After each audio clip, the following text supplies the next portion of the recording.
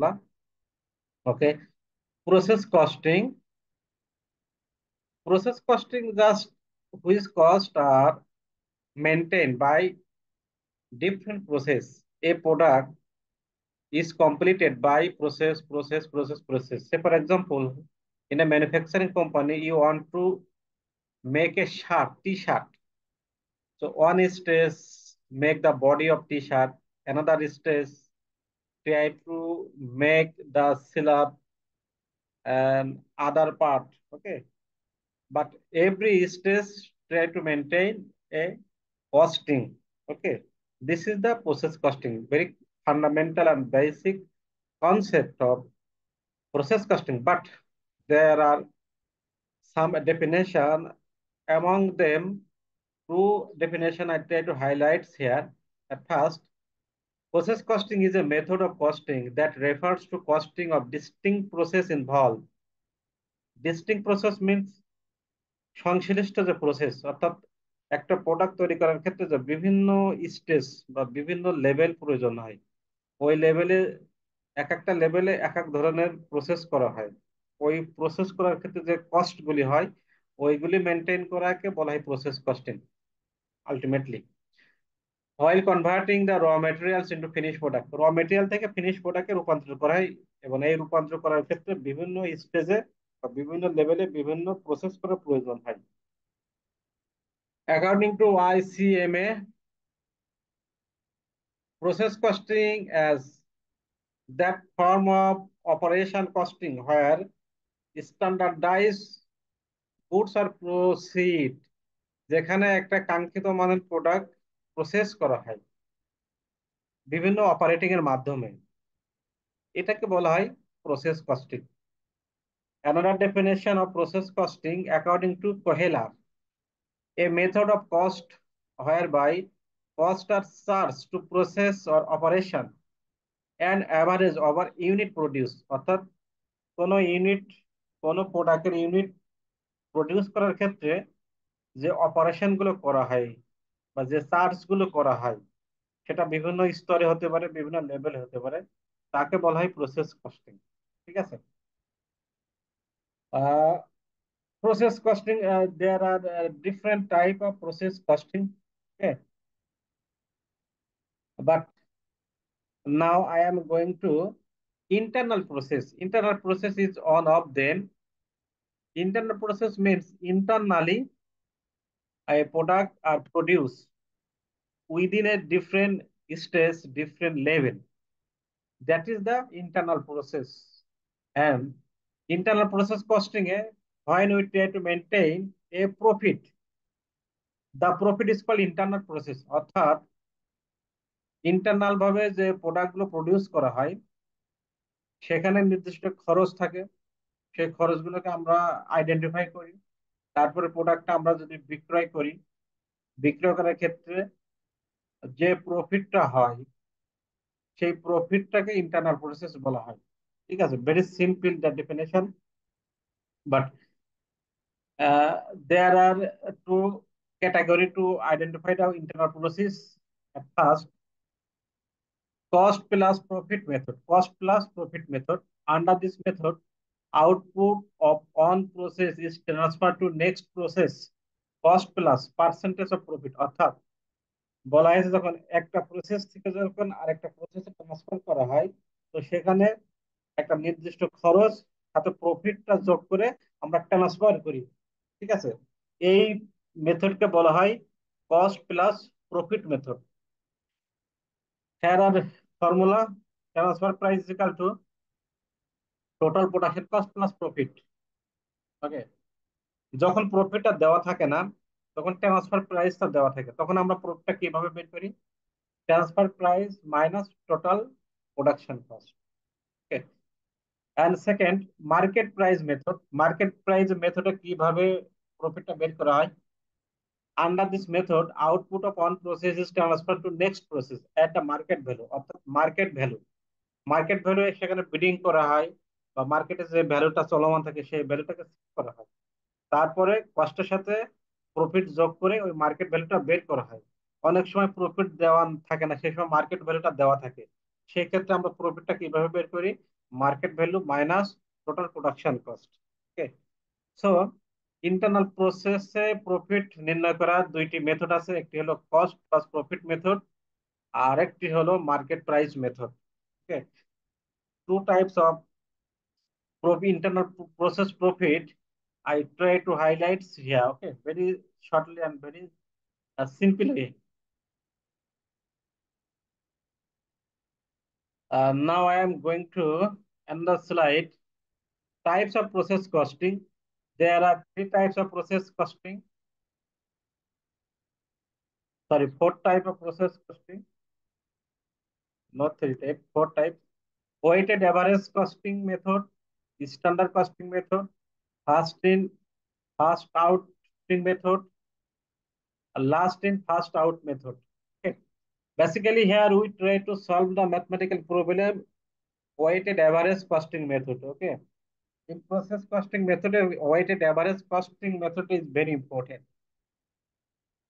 Weighted average costing method, the version assume that all cost, whether from the preceding period or the current one, are lumped together. Lumped together মানে একত্রীকরণ করা হয় and assigned to the product produce unit. It is the simplest version to calculate. ওকে, এখানে বলা হয়েছে যে পূর্ববর্তী বছরের যে খরচ থাকে সেই খরচগুলো একত্রীকরণ করে এখানে অ্যাসাইন করা হয়। এই মেথডকে বলা হয় ওয়েটেড অ্যাভারেজ মেথড। পূর্বে যদি কোনো প্রোডাক্ট থাকে বা ওয়ার্ক ইন প্রোগ্রেস থাকে বা ওপেনিং প্রোডাক্ট থাকে, সেগুলি বর্তমান সময়ে এসে হিসেব করা হয় ওপেনিং স্টক বা ওপেনিং ব্যালেন্স হিসেবে।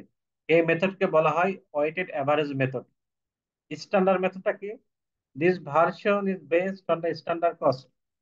Its calculation is similar to the weighted average costing, but standard costing are assigned to the production unit rather than actual cost. অর্থাৎ এখানে actual cost থেকে standard costingটা অ্যাসাইন করা হয়। actual cost যেটা, যে কস্টটা running বা current cost, আর standard costing মানে একটা প্রি ডিটারমাইন্ড কস্ট, একটা ডিটারমাইন্ড করা থাকে যে এর কস্ট থেকে বেশিও হবে না কম হবে না, একেবারে স্ট্যান্ডার্ড কস্টিং।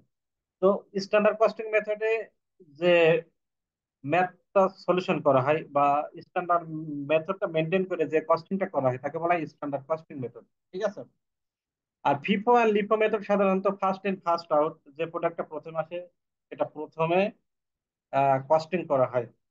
আর লিফো মেথডটা যে প্রোডাক্টটা লাস্ট আছে সেটা প্রথমেই কস্টিং বের করা হয় বা কস্টিং নির্ণয় করা হয়, তাকে বলে লিফো মেথড কস্টিং। হাওয়েভার আমরা এখানে ওয়েটেড অ্যাভারেজ কস্টিং মেথডে আমরা দুইটি বা তিনটি ম্যাথ আমরা সলভ করবো। ঠিক আছে।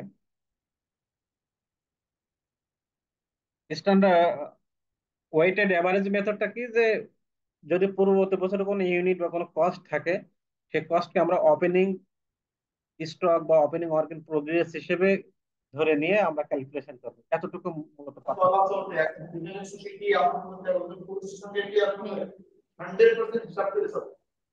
What are the step of process costing? Process costing এর স্টেপ গুলো কি কি? প্রসেস কস্টিং এর না, স্টেপ। শুনছি আমি। এখন হ্যাঁ জানি তো, এই যে এখন এখানে সাপ্লাই অফিসার কথা বলছি।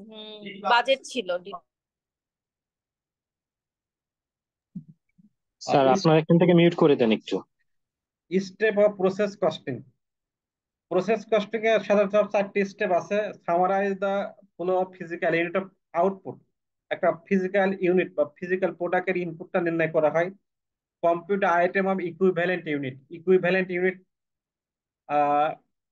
এখানে নির্ণয় করা হয়।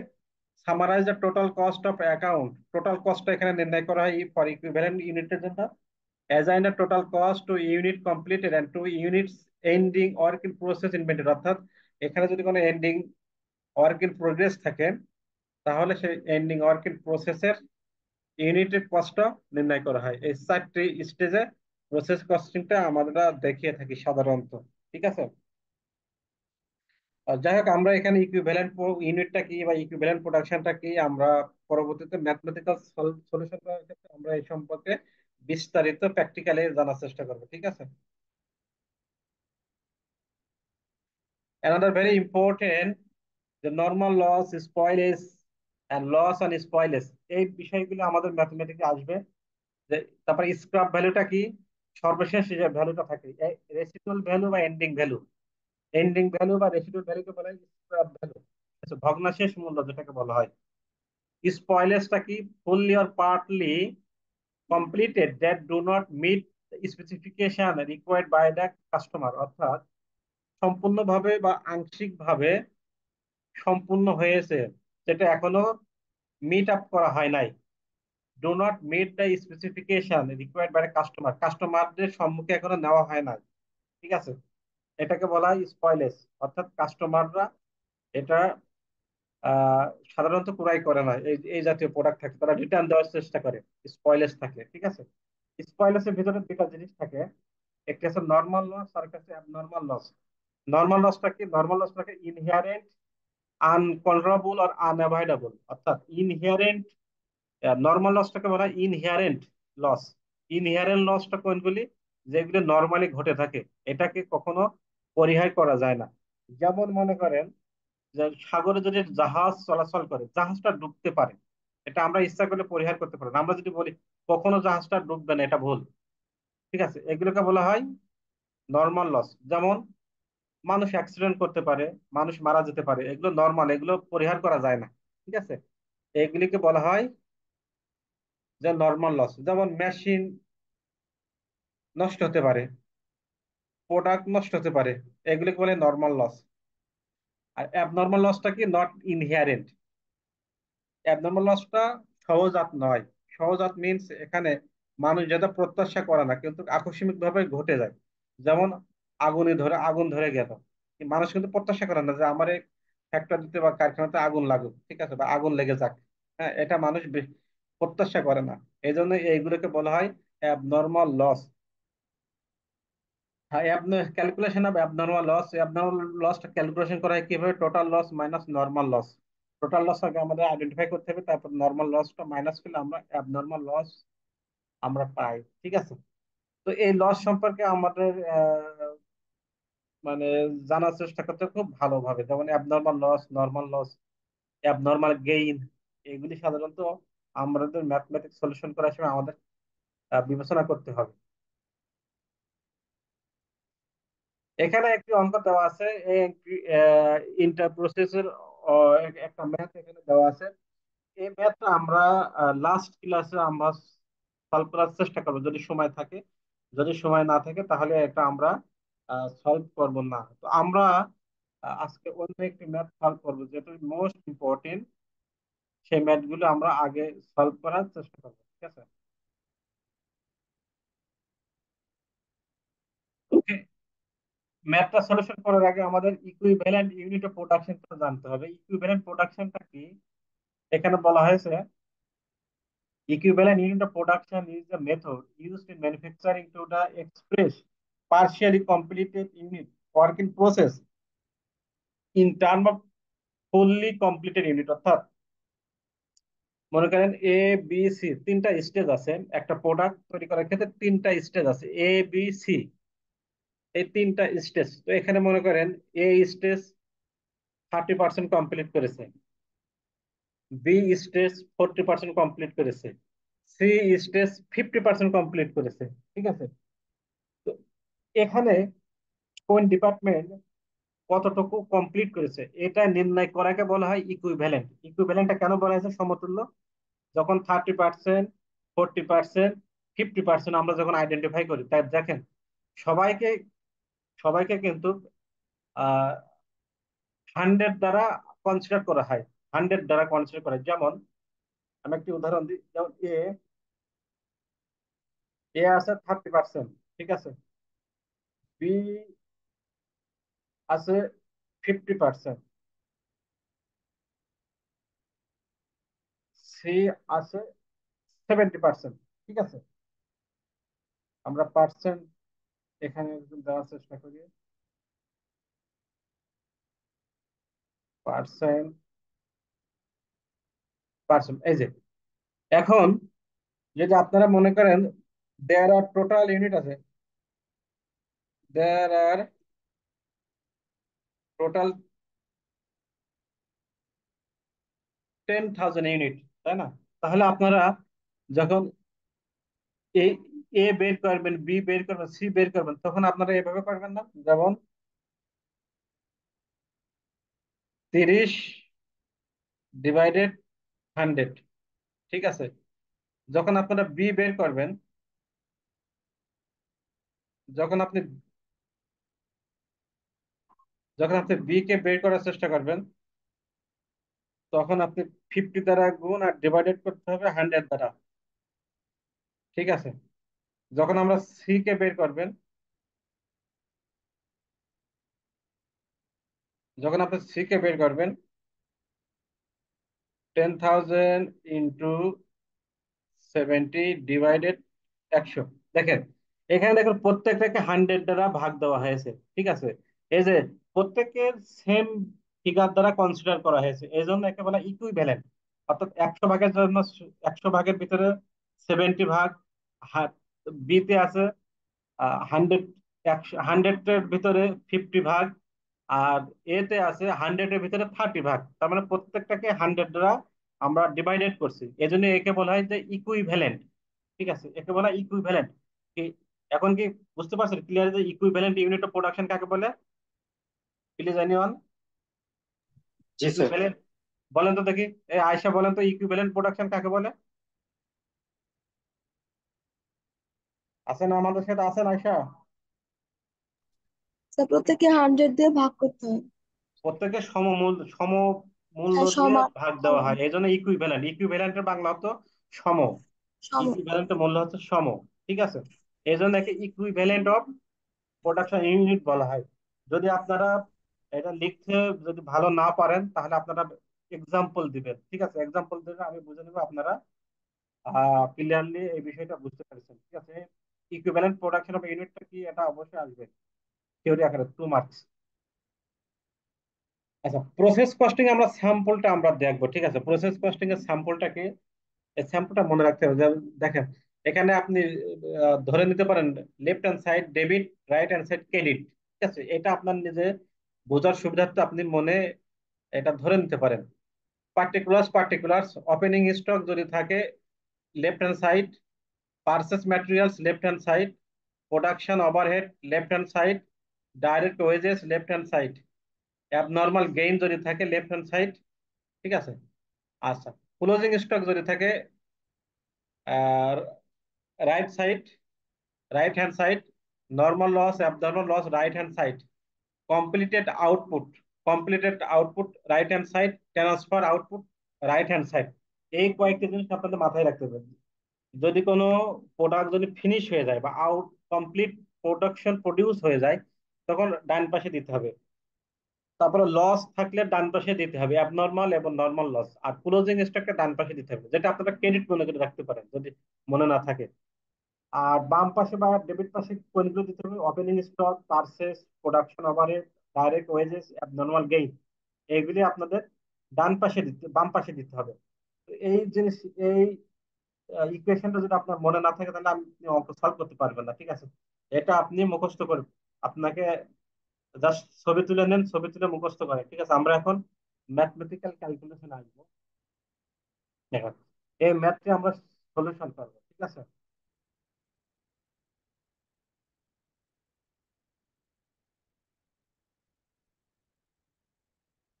হাসান মোহাম্মদ রায়হান আছেন?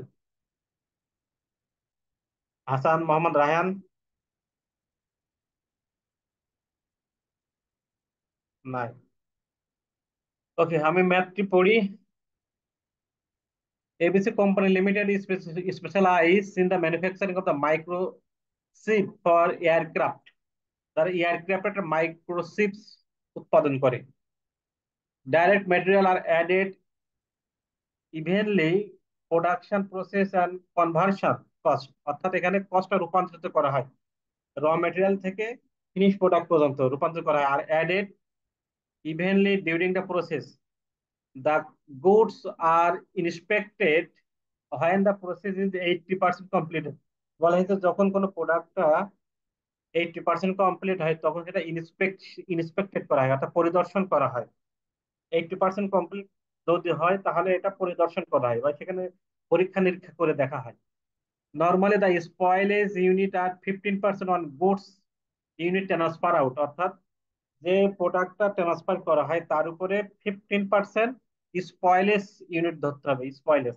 ঠিক আছে, spoiled unit are dispose of at zero net disposal value, অর্থাৎ স্পয়েলেজ ইউনিট কে আবার ডিসপোজ করতে হবে জিরো নেট ডিসপোজাল ভ্যালুতে। তারপর বলেছে ABC company limited use the weighted average method of process costing. Process costing weighted average মেথডটা আমাদের ব্যবহার করতে হবে। এই ম্যাথটা সলভ করার ক্ষেত্রে ওয়েটেড অ্যাভারেজ মেথডটা আমাদের বিবেচনা নিয়ে আসতে হবে। ওয়েটেড অ্যাভারেজটা কখন বিবেচনা নিয়ে আসা হয়? যখন ওপেনিং স্টক, ক্লোজিং স্টক, তারপরে ফিনিশ প্রোডাক্ট, এগুলো একত্রে যে ডায়াগ্রামের মাধ্যমে ম্যাথটা সলভ করা হয় তাকে বলা হয় ওয়েটেড অ্যাভারেজ মেথড।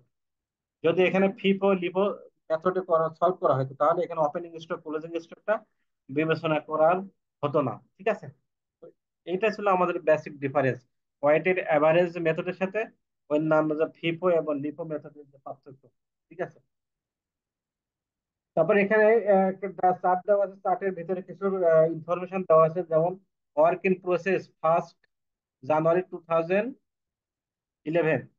ঠিক আছে, এখানে বলা হয়েছে যে 2011 সালের 1 জানুয়ারিতে আমাদের ফিজিক্যাল ইউনিট ছিল 400, আর ডাইরেক্ট কস্ট এবং কনভার্সন কস্ট দেওয়া আছে এখানে। ঠিক আছে, স্টার্ট ইন জানুয়ারি 2012, সরি 2011, 2011 সালে জানুয়ারিতে স্টার্ট হয়েছিল যে সময়, স্টার্টিং এ আমাদের ফিজিক্যাল ইউনিট ছিল 1700, আর ডাইরেক্ট কস্ট এবং কনভার্সন কস্ট দেওয়া নাই। Goods units completed and transfer out during the January মাসে এই মাইক্রোচিপটা কম পরিপূর্ণভাবে উৎপাদন করা হয়েছিল এবং ট্রান্সফার করা হয়েছিল। তার পরিমাণ 1400, অর্থাৎ 1400 ইউনিট। ওয়ার্ক ইন প্রসেস 31 জানুয়ারি 2011, অর্থাৎ 2011 সালে জানুয়ারি মাসের শেষ আমাদের ফিজিক্যাল ইউনিট ছিল 300। এই 300 যে ফিজিক্যাল ইউনিট ছিল, 300-এর ভিতরে আমাদের ম্যাটেরিয়ালে 100% কাভার করা হয়েছিল, আর কনভার্সন কস্ট 40% কাভার করা হয়েছে। ঠিক আছে, কস্ট অ্যাডেড ডিউরিং দ্য জানুয়ারি 2011, 2011 সালে কস্ট অ্যাড করা হয়েছিল ডাইরেক্ট কস্টিং হিসেবে 3,78,000, and কনভার্সন কস্ট ছিল 1,53,600 টাকা। ঠিক আছে, রিকোয়ারে কি বলা হয়েছে? Computer equivalent unit for each category of cost. প্রত্যেক ক্যাটাগরিতে আমাদের ইকুইভ্যালেন্ট ইউনিটটা বের করতে বলা হয়েছে, ইকুইভ্যালেন্ট। ঠিক আছে, ইকুইভ্যালেন্ট ইউনিটটা কি? যে কোন ডিপার্টমেন্টে কতটুকু আমরা উৎপাদন করা হয়েছে সেটা ফাইনালি বের করা। যেমন এখানে দেখেন ওয়ার্ক ইন প্রসেস আছে 300 ইউনিট টোটাল, 300 ইউনিট। তো এখানে দুইটা ডিপার্টমেন্ট আছে, ডাইরেক্ট কস্টিং ডিপার্টমেন্ট আর কনভার্সন কস্টিং ডিপার্টমেন্ট। তো এখানে ডাইরেক্ট কস্টিং মেথডে কতটুকু উৎপাদন হয়েছে আর কনভার্সন কস্টিং এ কতটুকু উৎপাদন করা হয়েছে, এইগুলি পুঙ্খানুপুঙ্খানু বের করাকে বলা হয় ইকুইভ্যালেন্ট ইউনিট। যেমন এখানে ওয়ার্ক ইন প্রসেস, যেমন ম্যাটেরিয়াল হচ্ছে 100%, কনভার্সন হচ্ছে 30%। ঠিক আছে, তো এখানে 400 ইউনিট, ডাইরেক্ট কস্টিং এ মানে ম্যাটেরিয়ালে 100% আর কনভার্সন কস্টিং এ 30%। তো এখানে আমরা আলাদা আলাদা ভাবে দেখাবো যে কোন ডিপার্টমেন্টে কতটুকু উৎপাদন করা হয়েছে। এই বের করাকে বলা হয় ইকুইভ্যালেন্ট ইউনিট। কি আমার কথা বুঝতে পারছেন কিনা? ইকুইভ্যালেন্ট ইউনিটটা কিভাবে বের করতে হয়, বিষয়টা ক্লিয়ার কিনা? এনিওয়ান? যদি কোনো কোশ্চেন থাকে আপনারা আমাকে কোশ্চেন করতে পারেন, আমরা সলিউশনে চলে আসবো। এই অঙ্কটা সম্পর্কে কোনো সংশয়, কোনো কমপ্লেন আছে কিনা? স্যার বুঝতেছি না, একটু একটু আরেকবার বলবেন শর্ট করে। ইকুইভ্যালেন্ট ইউনিটটা আমাদের বের করতে বলা হয়েছে, ইকুইভ্যালেন্ট ইউনিট। তো ইকুইভ্যালেন্ট ইউনিটটা কি? যে এখানে দুইটা ডিপার্টমেন্ট আছে, ডাইরেক্ট কস্টিং ডিপার্টমেন্ট আর কনভার্সন ডিপার্টমেন্ট। তো এই দুইটা ডিপার্টমেন্টে যেমন work in process, opening stock, direct costing এ কতটুকু কাজ হয়েছে আর কনভার্সন কস্টিং কতটুকু কাজ হয়েছে, এটা বের করাকে বলে ইকুইভ্যালেন্ট। বিষয়টা ক্লিয়ার কিনা, এখন বুঝতে পারছেন কিনা? জি স্যার। বুঝতে পারছেন কিনা? অর্থাৎ কোন সেগমেন্ট বা কোন লেভেলে কতটুকু কার্য সম্পাদন হয়েছে, এটা নির্ণয় করে বলা হয় ইকুইভ্যালেন্ট ইউনিট। ঠিক আছে, তো আমরা ডাইরেক্ট ম্যাথমেটিক্যাল সলিউশনে চলে আসি।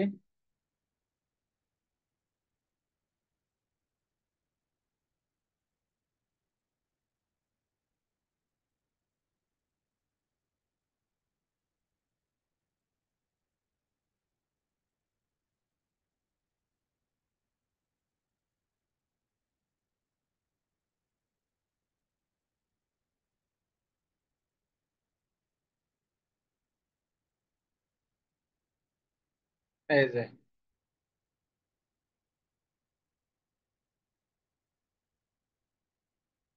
এই অঙ্কটির সলিউশনটা কিভাবে, equivalent statement of equivalent production unit.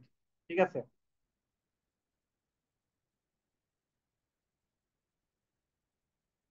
তো এখানে আপনাকে প্রথমে দুইটা পার্ট আপনাকে বিবেচনা করতে হবে, ইনপুট এন্ড আউটপুট, অর্থাৎ র ম্যাটেরিয়ালস এবং আউটপুটের অংশ। তো র ম্যাটেরিয়াল কোনগুলো হয় সাধারণত, র ম্যাটেরিয়াল কোনগুলি হয় আপনারা যে বাম পাশে left hand side and right hand side ধরে নিতে পারেন। ঠিক আছে, বিগিনিং ওয়ার্ক ইন প্রসেস 400, আর আউটপুট, এটা তার আউটপুট হতে পারে না, কারণ এটা শুরু করা হয়েছে জাস্ট। তারপরে স্টার্ট ইউনিট, মানে কর্ম বা কাজ শুরু করা হয়েছে। ঠিক আছে, শুরু করা হয়েছে ইনপুট, অর্থাৎ input and output. Output means পরিপূর্ণভাবে একটা প্রোডাক্ট বা কমপ্লিটেড একটা প্রোডাক্ট। আর ইনপুট, ইনপুট মিনস ইনকমপ্লিট অথবা র মেটেরিয়ালস। ঠিক আছে, তাহলে এখানে আমাদের র মেটেরিয়ালের আওতায় আসে beginning work in process 400 unit. এ দেখেন এখানে তারিখ দেওয়া আছে, beginning, beginning work in process 400 unit. তারপরে started 70,000 unit started. Cost goods completed, এটা কমপ্লিট হয়েছে, এটা তো আর ইনপুটে নিয়ে আসা যাবে না। ওয়ার্ক ইন প্রসেস ক্লোজিং, যদি ক্লোজিং সমাপনী, সমাপনীতে এটা কমপ্লিট হয়ে তারপর তো সমাপনীতে আসে। ঠিক আছে, এই জন্য এটা আউটপুট। ঠিক আছে, তো তাহলে এখানে প্রোডাকশনের ভিতরে আমরা দেখেছি যে এখানে আমাদের বিগিনিং এবং স্টার্টেড দুইটি ইনপুটে আসবে। ঠিক আছে, তাহলে ইনপুটে আমরা এখানে দুইটা ফিগার যোগ করি, 21,000 অর্থাৎ 2100 ইউনিট আমাদের বাম পাশ। এখন ডান পাশে কি বলা হয়েছে, ডান পাশে আমাদেরকে নর্মাল স্পয়েলেজের কথা বলা হয়েছিল। এখানে দেখো প্রথমে বলা হয়েছিল যে নর্মাল দ্য স্পয়েলেজ ইউনিট 15%, অর্থাৎ স্পয়েলেজ, নর্মাল লস, অ্যাবনর্মাল লস সাধারণত ফিনিশ প্রোডাক্ট, ফিনিশ প্রোডাক্টের উপরে এটা নির্ধারণ করা হয়। ঠিক আছে, একটা প্রোডাক্ট কমপ্লিট না হওয়া পর্যন্ত তো আমরা বুঝতে পারি না এখানে লস কতটুকু হয়েছে, নর্মাল বা নর্মাল লস। ঠিক আছে, এই জন্য ফিনিশ প্রোডাক্টের উপরে এই লস গুলো ক্যালকুলেশন করা হয়, এটা মাথায় মাথায় রাখবেন। তো এখানে দেখেন আমাদের কমপ্লিট আছে এখানে 1400 ইউনিট, তাহলে 1400 ইউনিটের 15% করলে আসবে কত, 210 ইউনিট। ঠিক আছে, 210 ইউনিট, 210 ইউনিট। তো আমরা এখানে 210 ইউনিট রেখে দিই। তারপরে অ্যাবনর্মাল ইউনিটটা আপনার এখন অমিট রাখি। তারপরে কমপ্লিটেড ইউনিট 1400 ইউনিট, কমপ্লিট হয়েছে 1400 ইউনিট। আর স্পয়েল লস হয়েছে 210 ইউনিট। আর evening ending work in process, দেখেন এন্ডিং, এন্ডিং মানে কি, কমপ্লিট হওয়া তো এন্ডিং বলা হয়, 300 ইউনিট। ঠিক আছে, তাহলে আমরা এখান থেকে 2100 এই পাশে নিয়ে আসি, এই এখান থেকে যোগ বিয়োগ করার পরে দেখি যে আমাদের এখানে 190 ইউনিট আমাদের ডান পাশে ঘাটতি আছে বা কম আছে। যেটা কম থাকবে সেটা অ্যাবনর্মাল স্পয়েলেজ অথবা অ্যাবনর্মাল লস। ঠিক আছে, তাহলে আমরা এখানে ইকুইভ্যালেন্ট ইউনিটের একটা ইনপুট এবং আউটপুটের ক্যালকুলেশন এখানে আমরা করে দেখালাম। এই পর্যন্ত বুঝতে পারছেন কিনা, এই পর্যন্ত কারো সমস্যা আছে কিনা? Any one please?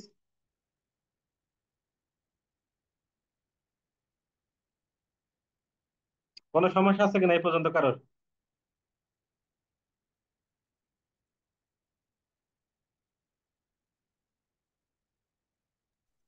না স্যার, কোনো সমস্যা নাই। এই আফিফাকে দেখলাম, বলেন তো আপনার এই পর্যন্ত কোনো সমস্যা আছে কিনা? আফিফা বিন তামির, স্যার।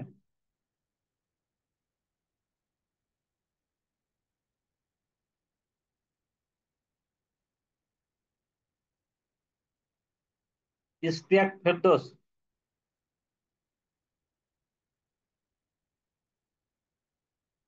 এ জুনায়েদ, এই জি স্যার। দোষটা কই আছে? স্যার বলেন জুনায়েদ। ইকুইভ্যালেন্ট ইউনিটটা আমরা বের করলাম, এখানে কোনো সমস্যা আছে কিনা? না স্যার। এখানে 190 ইউনিট কিভাবে পেলাম?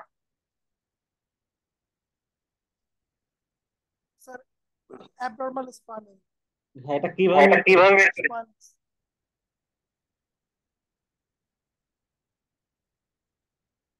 বলেন।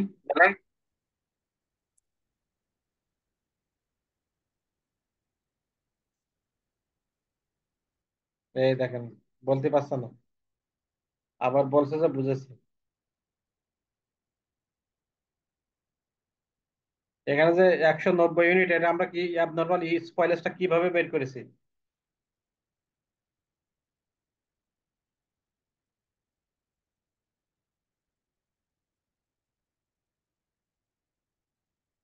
নাইমুর,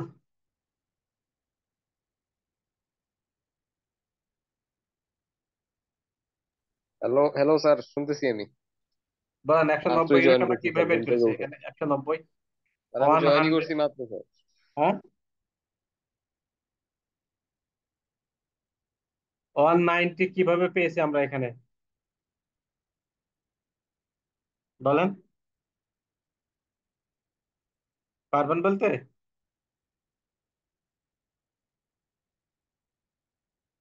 ফারজানা, স্যার এটা তো স্যার অ্যাবনর্মাল যে লস ওইখান থেকে আসছে। অ্যাবনর্মাল লস আমরা কিভাবে পেয়েছি?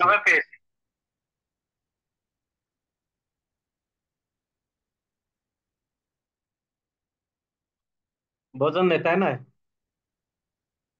আয়েশা স্যার আছে? আপনি স্লাইডটা একটু উপরে করেন, উপরের হ্যাঁ, দিকে সাইড স্ক্রল করেন। স্লাইড স্লাইড বড় করতে হবে।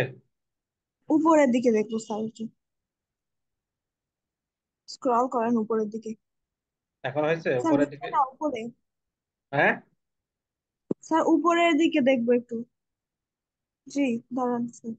এখানে অ্যাবনর্মাল সম্পর্কে কিছু বলা নাই, এখানে আছে নর্মাল স্পয়েলেস, মানে নর্মাল লস আছে।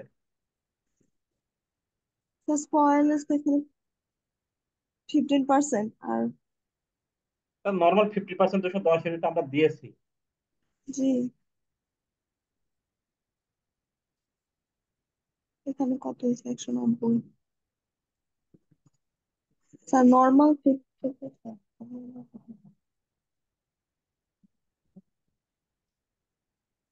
খুব ভালো করে খেয়াল করেন আমি কি বলি। এখানে তো আমাদের আগে ইনপুট এবং আউটপুটটা বের করে দিতে হবে। ঠিক আছে, ইনপুট মানে কি, যেগুলো এখনো পরিপূর্ণভাবে কমপ্লিট হয় নাই, ইনপুট বলা হয়। যেমন বিগিনিং ওয়ার্ক ইন প্রসেস, মানে শুরুতে ও আমরা বুঝতে পারছি স্যার।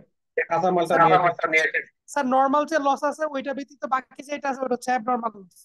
হুম, স্যার এখানে তো একটা লস দেয়া আছে, ওইটা স্যার দেয়া আছে যে নর্মাল লস 15%, তা বাকি যেটা আছে ওইটা হচ্ছে sir abnormal loss. Normal loss যদি 50%, বাকি থাকে 85%, বাকি থাকে 85%। এটাই তো হবার কথা স্যার মনে হয়। নো, ভালো করে খেয়াল করে শোনেন। স্যার একটু এখানে উপরে দেখুন। ইনপুট আছে, আর এখানে আউটপুট। ইনপুট এবং আউটপুট আমাদের আইডেন্টিফাই করতে হবে। ইনপুট কোনগুলো, যেগুলো এখনো পরিপূর্ণভাবে প্রডিউস কমপ্লিট হয় নাই, সেগুলো ইনপুট। যেমন ওপেনিং যদি থাকে ইনপুট, যদি কোনো কাজ স্টার্টিং থাকে ইনপুট। তাহলে এখানে আমরা ইনপুট পেয়েছি দুইটি আইটেম, 400 আর 1700, মোট 2100। আচ্ছা, এখানে নর্মাল স্পয়েলেস মানে নর্মাল লসটা আমাদের বের করতে হবে। নর্মাল লস বের করা হয় কমপ্লিটেড ইউনিটের উপরে।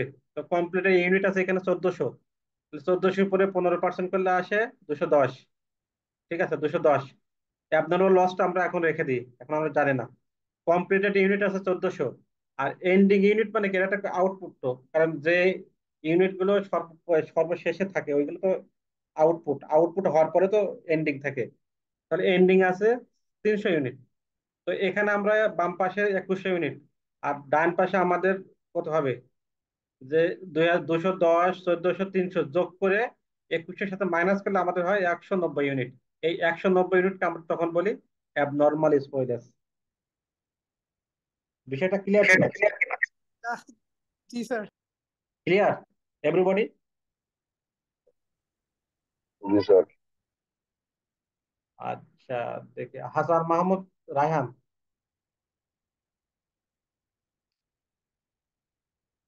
রাশেদুল ইসলাম আছেন? জি স্যার। বলেন 190টা ব্যাখ্যা করেন।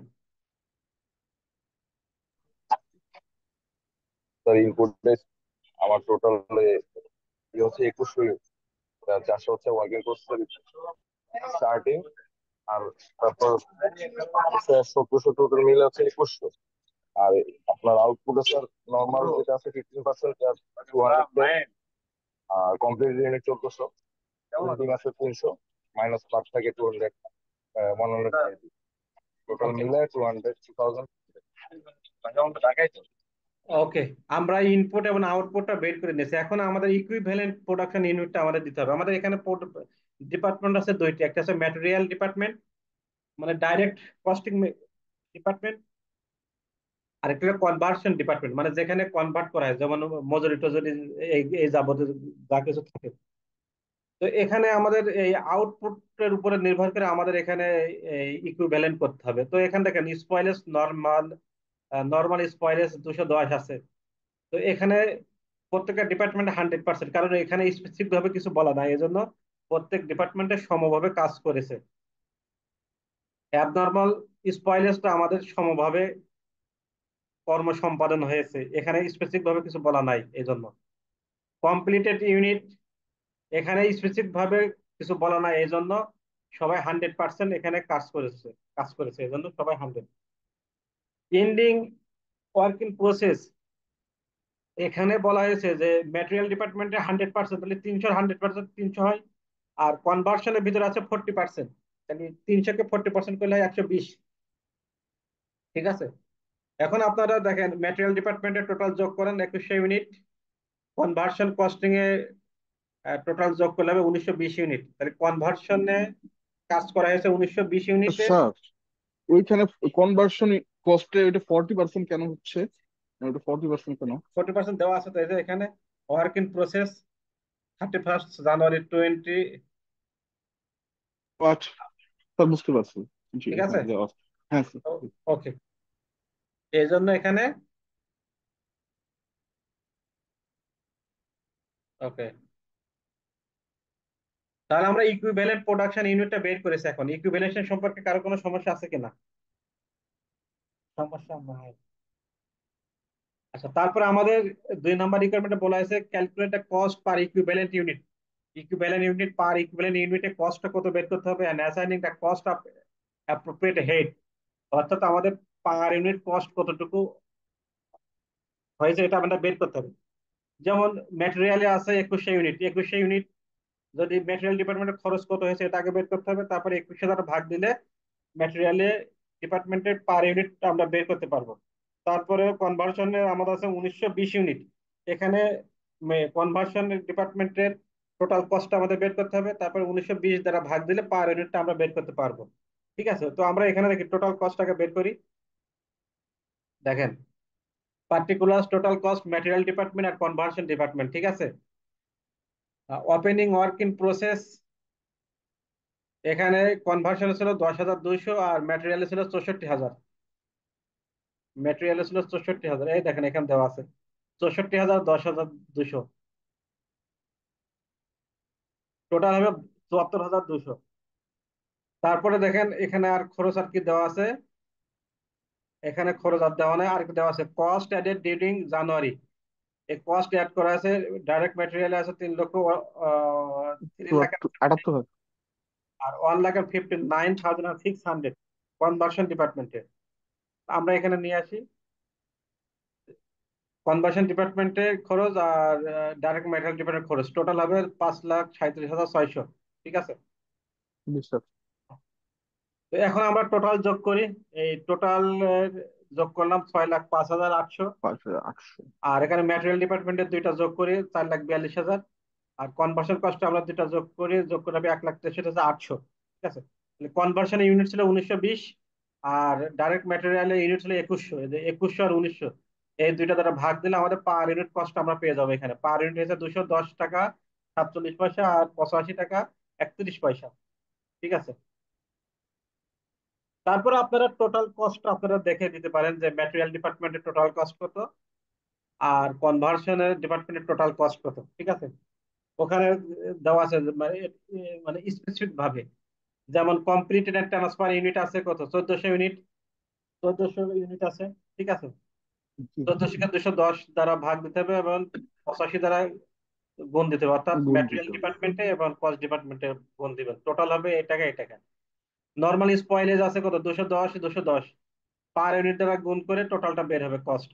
অ্যাবনর্মাল স্পয়েলেজ বা লসেস আছে 190 ইউনিট, তাহলে পার ইউনিট দ্বারা গুণ করতে হবে, টোটাল কস্টটা বের হবে।